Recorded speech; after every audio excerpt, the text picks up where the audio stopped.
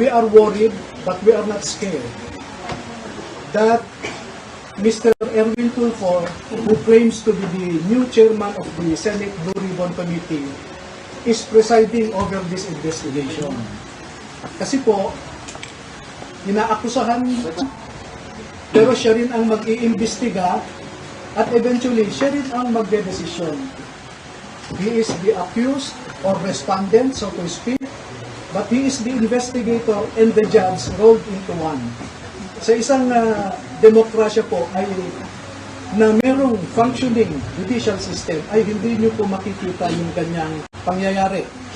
Na kung sino pa yung akusado, siya pa ang mag-iimbestiga at siya pa ang magdedesisyon kung sino ang nagsisinungaling at kung sino ang nagsasabi ng totoo. And of course, by human nature, we don't expect Mr. Erwin Tulfo to admit this guilt. And therefore, by human nature also, it is predictable that he will cite all of us as liars. And pursuant to his power as chairman of the committee, and that is debatable, he can cite us in contempt, he can punish us, and he can send us to jail. Magandang umaga po sa inyong lahat. Naparito po kami sa Senado. Kasama ko ang 18 na dating mga sundalo ng Republika ng Pilipinas sa dalawang kadahilanan. Una po ay gusto kong maklarify ang mga imbitasyon na natanggap namin. Pagkatapos po kasi ng Blue Ribbon Senate Blue Ribbon Committee hearing noong June 4, bandang alas 2:30 po ng hapon, nakatanggap po ako bandang alas 8 ng gabi ng isang imbitasyon na pinapatawag ulit kami sa Senado sa araw na ito, Lunes. Nagka-problema po ako dahil pagkatapos ng June 4 hearing ay nagsiuwian sa kanilang mga probinsya yung ibang mga sundalo at sinamahan din nila yung si Walter Manalansan para sa lamay ng kanyang kapatid na namatay noong umaga ng June 4 din, 2026. Kaya minarapat ko po na sumulat kay Senator Cayetano noong araw din na yon, noong gabing yon, no? So makikita ninyo dito ang in-email ko na sulat, June 4 din ang petsa, humihingi ng guidance kay Senate President Alan Cayetano. At bakit ko po in-address kay Senate President Alan Cayetano ang aking sulat? Despite the fact that some senators are claiming he is no longer the Senate President, I have here a video just 2 days ago na sinasabi ni Senator Erwin Tulfo na ang Senate President pa rin ay si Alan Cayetano. At pwede ko pong ipakita sa inyo yung kanyang video na sinasabi nga na si Senator Alan Cayetano pa rin ang presidente. Kaya ko po in-address sa kanya ang akin. Senator Cayetano is still the Senate President. Ay, sorry po ha. Senator Cayetano is still the Senate President. Because we don't have 13. It's against the law naman, di ba? For all the committees. Simula po sa pro tempore, we cannot touch the Senate presidency because we don't have 13. This is what the law says. You have to have 13. Dahil po sa pahayag din ni Senator Erwin Tulfo na yan, na si Senate President Alan Cayetano pa rin ang Senate President, so I address my letter to Senator Alan Cayetano. At sumagot naman po si Senator Cayetano noong Sabado, no? At ang sabi niya rito, if I may read for your convenience the pertinent portion of the letter. Ang sabi po niya sa second paragraph, we must clarify, however, that the hearing purportedly set for 08 June 2026 was not authorized by this office, by Senator Pia Cayetano as committee person, chairperson, or by Senator Rodante Marcoleta. No?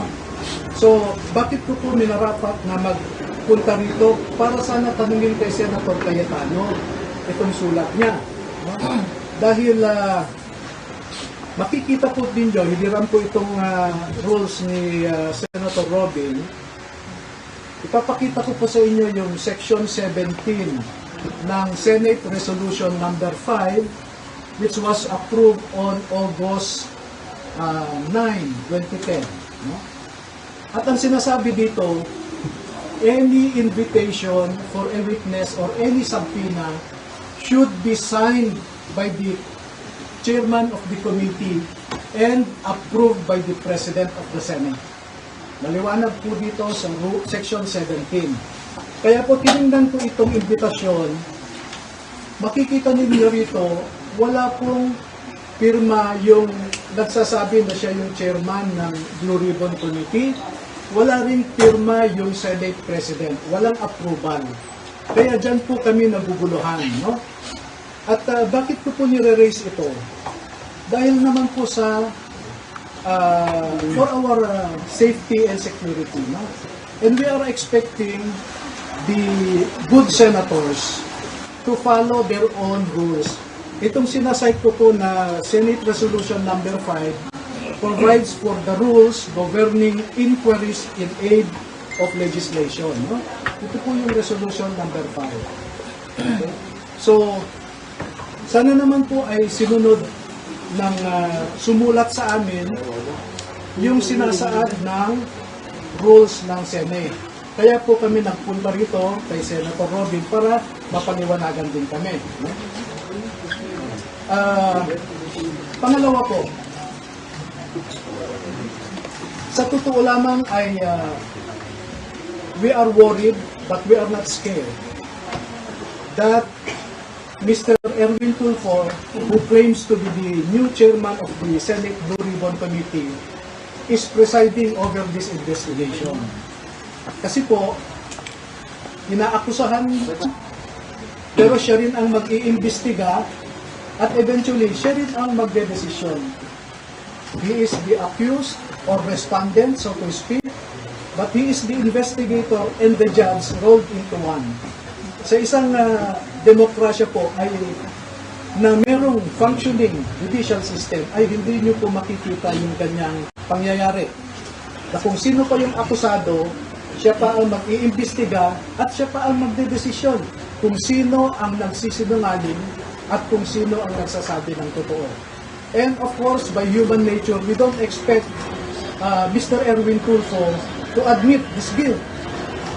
And therefore, by human nature also, it is predictable that he will cite all of us as liars. And pursuant to his power as chairman of the committee, and that is debatable, he can cite us in contempt, he can punish us, and he can send us to jail. And for this purposes po, I will cite to you Section 18 po of the same Senate Resolution number 5. Nakalagay po dito, 18, no? Contempt. Contempt. Makikita nyo dito, ang sinasabi,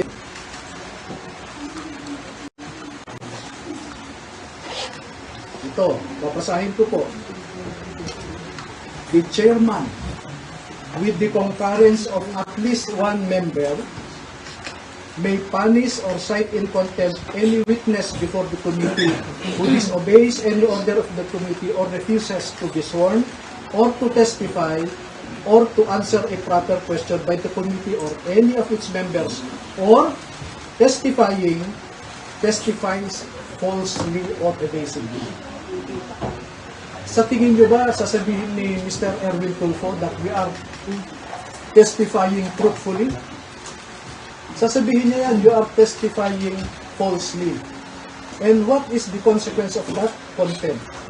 And once you are contempt, I cited in contempt, itong rule po na ito ay inamend ng Senate. We have resolution number 145. Senate resolution number 145. Ang matindi po ikukulong kami. Ito,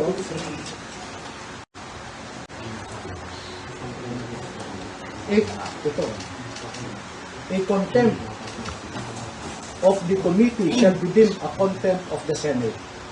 Such witness may be ordered by the committee to be detained in such place as it may designate. No? Pwede nila kami ipadala sa Pasay City Jail.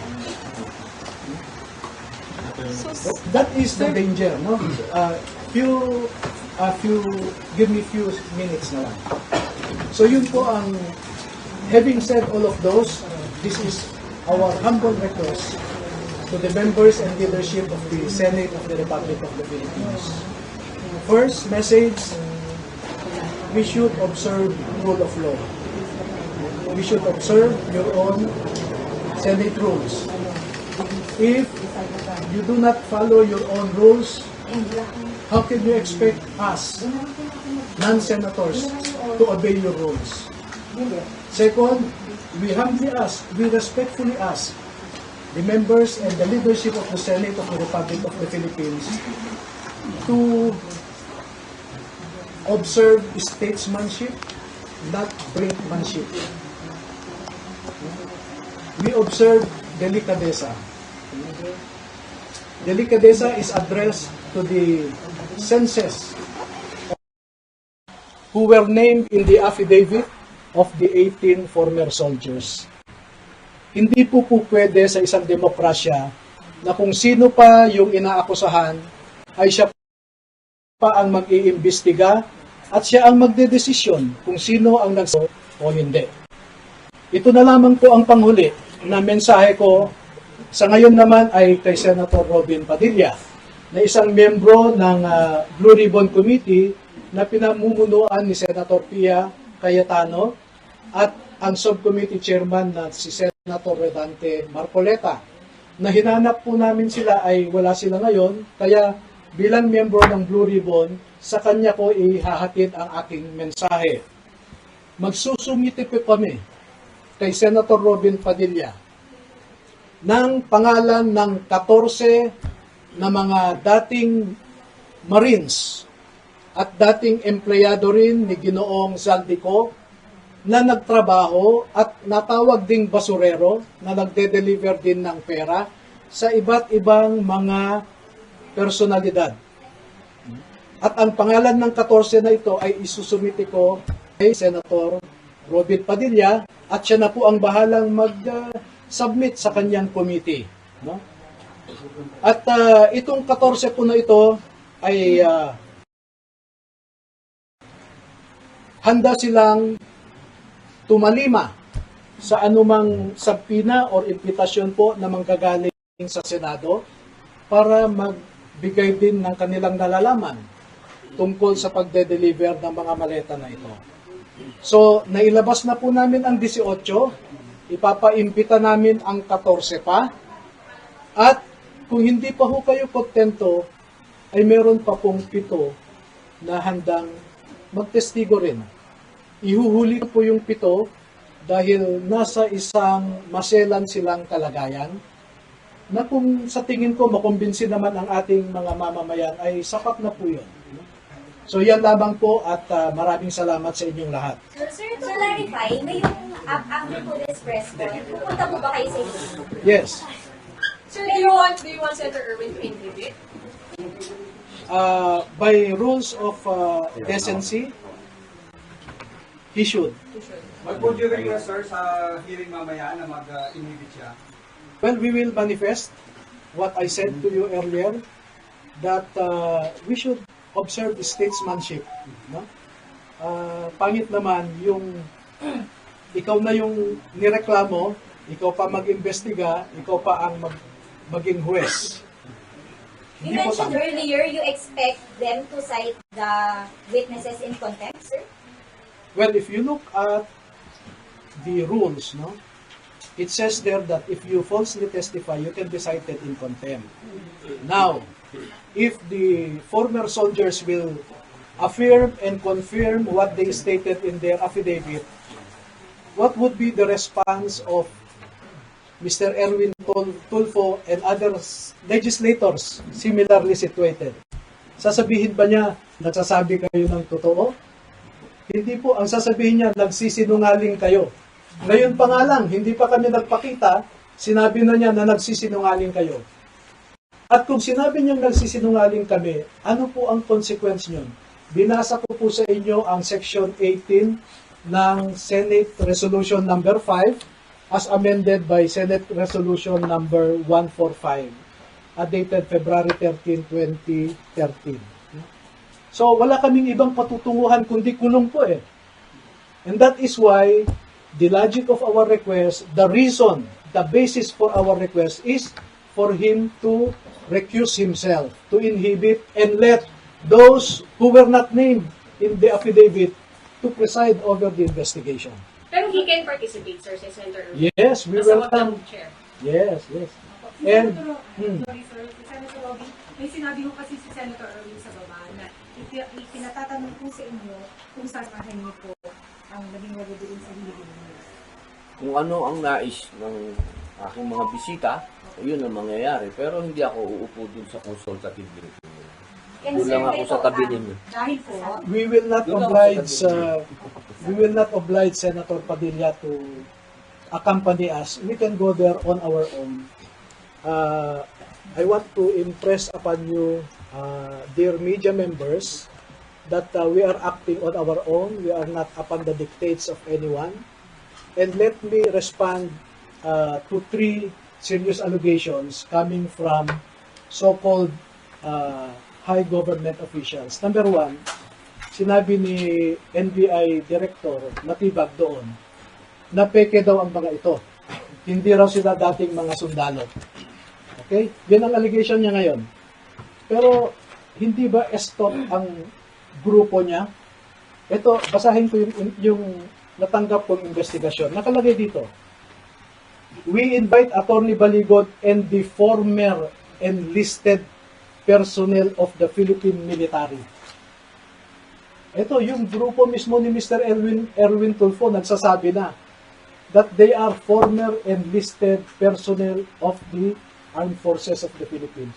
At klaro pa dito, from number 1 to number 18, nakalagay dyan former Marines, pero yung number 6 sinabi, Remy Boy Julian, Reservist Philippine Army. Yan po ang sinabi namin sa affidavit nila. Sa number 13, nakalagay dito, Romel C. Galapon, Philippine Army.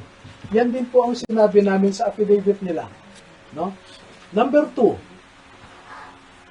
kung peke kami, ano ang resulta ng 2 pagkakataon na tinawag kami ng NBI sa National Bureau of Investigation na ang purpose nila was to conduct an identity verification of the 18 former soldiers.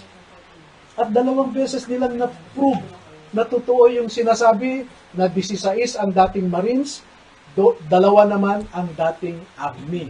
No? Pangatlo, bakit niya namang sasabihin na nagsisinungaling ang mga ito? Eh siya mismo, nagsumite siya ng affidavit ng mga sundalo sa ombudsman. At yung panel of investigators ng ombudsman na pinapangunahan ni retired General and Attorney Eliseo Cruz ng ombudsman, no? Eh binanggit nila yung affidavit ng 2 dating sundalo doon sa fact-finding nila against former Speaker Martin Romualdez, former Congressman Saldico, at a certain Attorney Raulito Paras. Nandun po sa report ng panel of investigators ng ombudsman. E-6 po yun ng mga abogado ng ombudsman. So, sino po ang nagsisinungaling? Noon pa ay sinasabi ko, si Matibag ay isang political operator. Hindi po yan investigador. No? At ang ginagawa niya ngayon ay pinupolitika niya, hinahatak niya ang National Bureau of Investigation sa isang political exercise. Sana hindi masira ang NBI as an institution. O, pangalawa, narinig namin kanina, nagmamonitor ako na ang sabi ni Senator Erwin Tulfo ay bogus daw ang mga ito. Eh kung bogus ang mga ito, eh bakit pa siya nagpadala at sinabi na former enlisted personnel ng Armed Forces of the Philippines ang mga ito? No? I think there is duplicity in the words of, coming from the mouth of Mr. Erwin Tulfo. Attorney, ano masasabi niyo dun sa binabanggit ng NBI na may inconsistencies dun sa na-submit sa ombudsman dun sa naging testimonya nila sa Senado noong Huwebes? Naku po, sabi ko nga, Sabihin niya yung inconsistencies, no?